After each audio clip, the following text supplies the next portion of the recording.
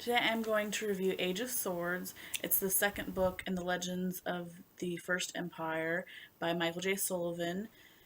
The first book, Age of Myth, followed Persephone and Wraith and kind of her challenges with her village.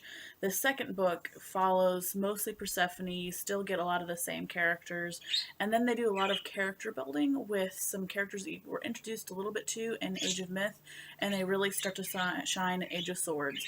I feel like the characters themselves are really, really well rounded. You get little bits and pieces of information through the actions and the details of what they do in these situations. It really rounds out the characters.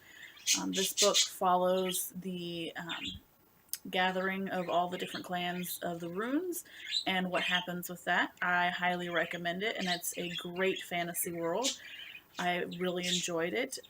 For personally, I kind of read a little bit here and there and was like, okay, I can read chapter 2, and then I got about 2/3 of the way of the book, and I had intended to read a chapter or two, and the next thing I knew was several hours later, and I had finished the entire book.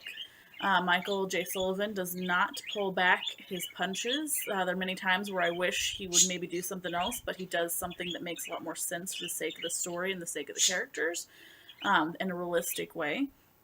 He also includes several twists. Sometimes I see them coming. There were more twists this time that I did not see coming, and I thoroughly enjoyed it. He also gives you characters that you love to hate, which is always fun for me because sometimes you just have to have somebody that you really don't like as a villain, but at the same time he makes it so that you understand where that villain is coming from, which I find to be a lot of fun as well. I definitely would check out this book if I were you. If you have any other books that you want me to read and review, let me know.